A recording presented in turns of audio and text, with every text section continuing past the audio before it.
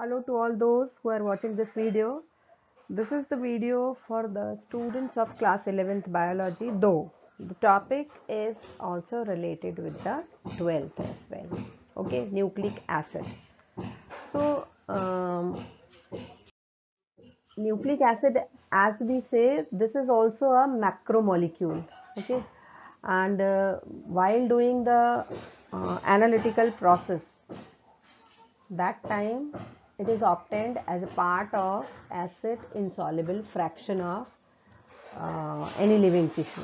Okay, so this is nucleic acid, and these nucleic acids are polymeric compounds of nucleotides, that is polynucleotides means nucleotide एक unit है, बहुत सारे nucleotides जब link होते जाते हैं तो बनाते हैं polynucleotide. Okay, so nucleotide already I have introduced in the previous video also. Once again little bit about it. So nucleotide is composed of three chemically distinct components. Okay, one, there is nitrogen base. Okay, nitrogen base is heterocyclic compound, and nitrogenous bases are 5: adenine, guanine, uracil, cytosine and thymine. Okay, they are denoted as A, G, U, C and T. And second component is that is pentose sugar. Pentose sugar, either it will be ribose or a deoxyribose. And third component is phosphate, that is phosphoric acid. So a nucleic acid which contains the deoxyribose sugar is called as DNA, and which contains a ribose sugar is called as RNA. Okay, so this is the difference between DNA and the RNA, and more differences you will get in the coming slide. So DNA, what about DNA? We have to keep in one line in our mind that DNA is the genetic material, और genetic material उसी को कहा जाता है जो कुछ information को अपने आप में कैरी करता है, एंड इसको फिर ये नेक्स्ट जनरेशन सक्सेसिव जनरेशन में ट्रांसफर करता है. Okay, so DNA is a genetic material and this is found in the nucleus of all living cells except some viruses. तो जो सम वायरसेस वर्ड छूट गया ना, मतलब इन वायरसेस जिनमें डीएनए जेनेटिक मटेरियल नहीं है उनमें आरएनए जेनेटिक मटेरियल होगा. And in eukaryotic organism linear DNA is found in nucleus, in the mitochondria and plastids, that is chloroplast. Okay, and whereas in the prokaryotic DNA is circular. ये previous classes में भी पढ़ा होगा कि जो prokaryote का DNA हुआ करता है वो सर्कुलर होता है स्ट्रक्चर में. Okay, so this is the difference. And mitochondria में जो होता है और प्लास्टिड में होता है वो भी सर्कुलर होता है, बट जो न्यूक्लियस में होता है वो सर्कुलर नहीं हुआ करता है. तो वो किस तरीके का होता है, will study. Okay, so DNA के बारे में जो मॉडल प्रपोज किया था, this was proposed by the Watson and Crick, and this structure it was based on the X ray diffraction study. उसके ऊपर बेस्ड है ये, and it is widely accepted model. So they proposed a double helix model of DNA. उनके हिसाब से जो DNA है वो डबल हेलिक्स का बना हुआ है, 2 स्ट्रैंड्स का बना हुआ है. Double helix means 2 strands. अब 2 स्ट्रैंड्स किसके, तो 2 स्ट्रैंड्स ऑफ पॉली न्यूक्लियोटाइड. और जो 2 स्ट्रैंड होते हैं ये एंटी पैरेलल होते हैं. एंटी पैरेलल का मतलब हुआ अपोजिट डायरेक्शन में होते हैं. मान लो एक का 5 प्राइम डायरेक्शन ऊपर की तरफ है तो दूसरे वाले का 3 प्राइम डायरेक्शन ऊपर की तरफ होगा. ओके, तो इस तरीके से इनके डायरेक्शंस जो है वो अपोजिट होते हैं. Means 5 prime to 3 prime and 3 prime to 5 prime direction, इस तरीके से होता है. एंड जो सीक्वेंस होता है बेसिस का, नाइट्रोजनस बेसिस का, ठीक है, किसमें, along the DNA molecule. This sequence encodes for the sequence of amino acid in every protein in all organism. मतलब वो कुछ कोड्स होते हैं, जब हम ट्रिपलेट के फॉर्म में उनको पढ़ते हैं तो वो कोड्स होते हैं. Okay, so as I told you कि they are anti-parallel. हाँ, this is important to know. The 2 strands of that nucleotide, तो जो हेलिक्स है they are just held together by hydrogen bonds and that are complementary to each other. ये word याद रखना होगा, complementary होते हैं. Okay. Basically the DNA is composed of deoxyribonucleotides. The deoxyribonucleotides are linked together. ये जो linked होते हैं, ठीक है, न्यूक्लियोटाइड्स जो लिंक्ड होते हैं, ये लिंक्ड होते हैं 3 prime to 5 prime phosphodiester bond से. ओके.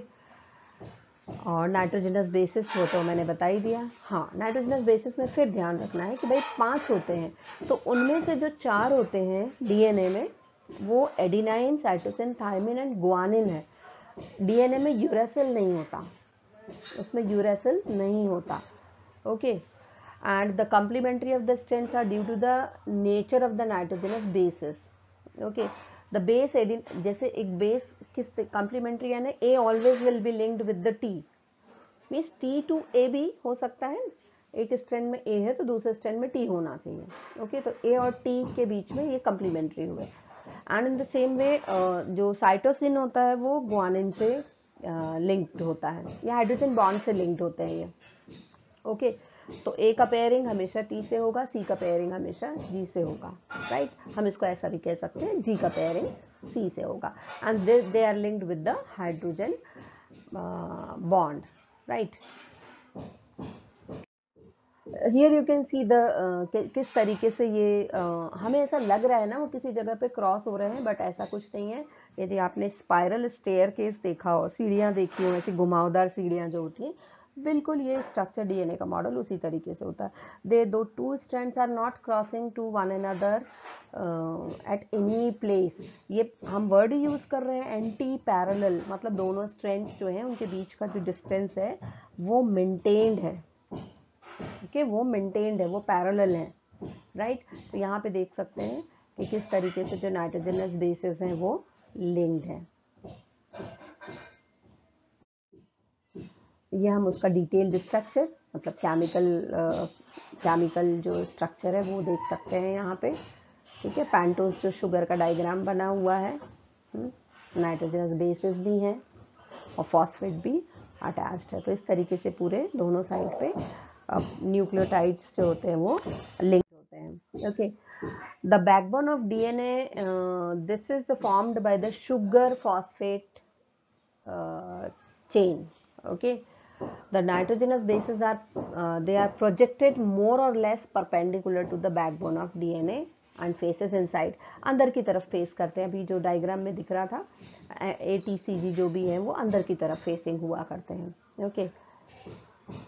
और हाँ, ये है A और T के बीच में हमेशा डबल हाइड्रोजन बॉन्ड हुआ करता है, जबकि C एंड G और G between G and C वहाँ पे ट्रिपल बॉन्ड होता है.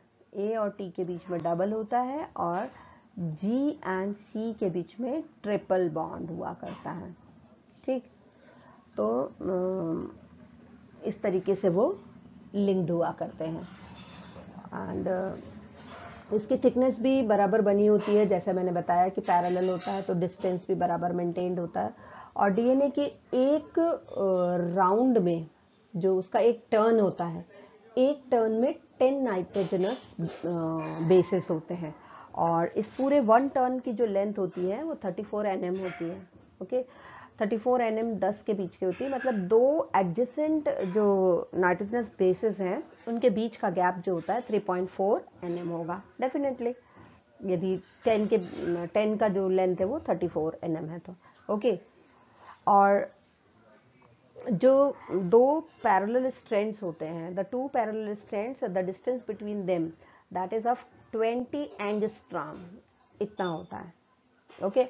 And this typical type of form of DNA, this is called as the bDNA. Okay. The functions of nucleic acids, so it plays very important role. It enables the cells to grow, it maintain and divide by directing the synthesis of a structural protein. It acts as a genetic material and it transfers the hereditary characters from one generation to the next generation. Okay. and here you can see the differences between the DNA and RNA, उनके बीच का हम difference देख सकते हैं यहाँ पे. Okay, RNA और DNA के बीच में क्या डिफरेंसेस है. Okay, so thank you so much.